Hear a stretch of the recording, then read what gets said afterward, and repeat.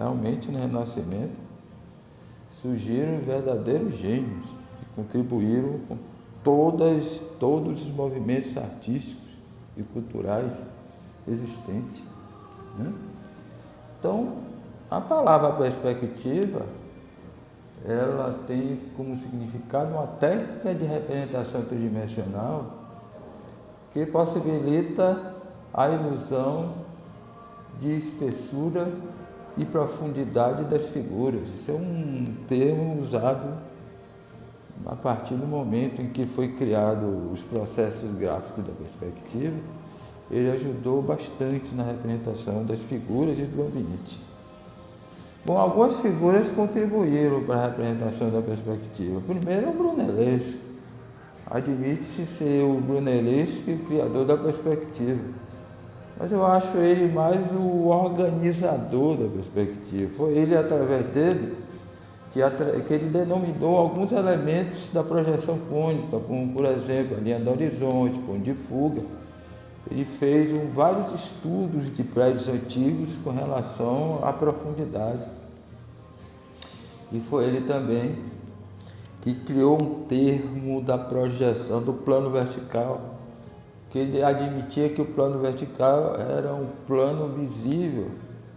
Ele denominou de cortina, que através da cortina você vê através os objetos que estão atrás, e que depois o Leonardo da Vinci admitiu ser um vidro, uma representação de vidro.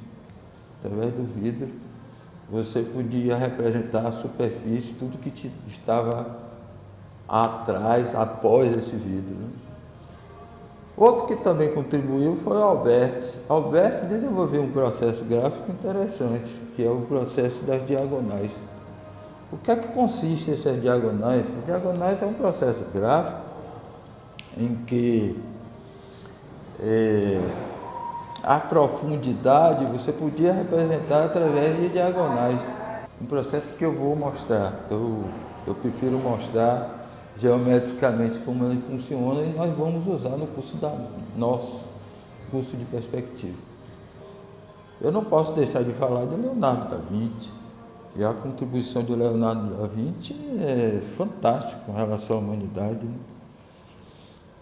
Especificamente com relação à perspectiva, nós temos, por exemplo, o estudo do ponto único, que aliás era uma exigência da igreja, que admitia que o ponto de fuga único, que aliás é um processo que se estendeu por muito tempo no Renascimento, e que admitia que o ponto de fuga único coincidia com a figura de Cristo. O exemplo é a Última Ceia, com as formas geométricas representadas por Leonardo, e o ponto de fuga único coincidia justamente na figura de Cristo. O processo do esfumato, que era uma forma de representação usando o círculo, o movimento circular do pincel, e ele criou a chamada perspectiva atmosférica, e que muitos outros artistas copiaram depois, né? E o exemplo, a Mona Lisa, o quadro famoso, a Mona Lisa, foi feito utilizando o processo do esfumato usado por Leonardo da Vinci, né? Alguns outros artistas eu vou dar um destaque, por exemplo, Tintoretto. Tintoretto quebrou o princípio do ponto de fuga, mas não recaindo sobre a figura de Cristo, mas recaindo sobre uma figura, uma composição secundária, uma figura que fica na composição, mas bem distante, mas não coincidente com a figura de Cristo, certo? Outra figura interessante do Renascimento foi Andrea Mantegna. Esse artista foi o primeiro a representar o trope oil. É uma forma de representar a figura, uma perspectiva ilusionista.